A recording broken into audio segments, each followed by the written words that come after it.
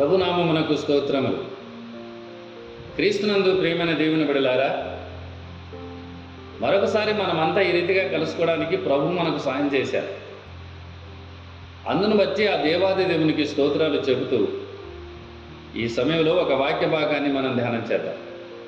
దావీదు కీర్తన భాగంలో 107వ కీర్తన భాగం 28వ వచనాన్ని చూద్దాం. శ్రమకు తాళలేక వారు యెహోవాకు మొరపెట్టిరి, ఆయన వారి ఆపదలలో నుండి వారిని విడిపించెను. దేవునికి స్తోత్రం.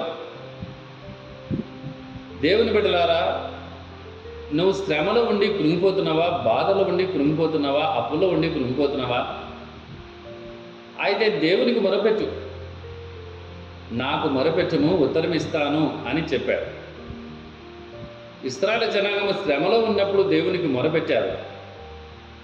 ఆయన వారి ఆపదలలో నుండి వారిని విడిపించెను.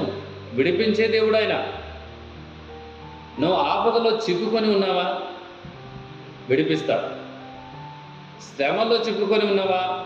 విడిపిస్తాడు. ప్రమాదంలో చిక్కుకొని ఉన్నావా? విడిపించే దేవుడు ఆయన. కనుక నువ్వు ఏ స్థితిలో ఉన్నావో ఆ స్థితిలో నుండి ప్రభు దగ్గర మొరపెట్టు. తప్పక ఆయన నీ ప్రార్థనకు జవాబునిస్తాడు. ఇశ్రాయేలు జనాలను విడిపించినట్లుగా నిన్ను కూడా విడిపిస్తాడు.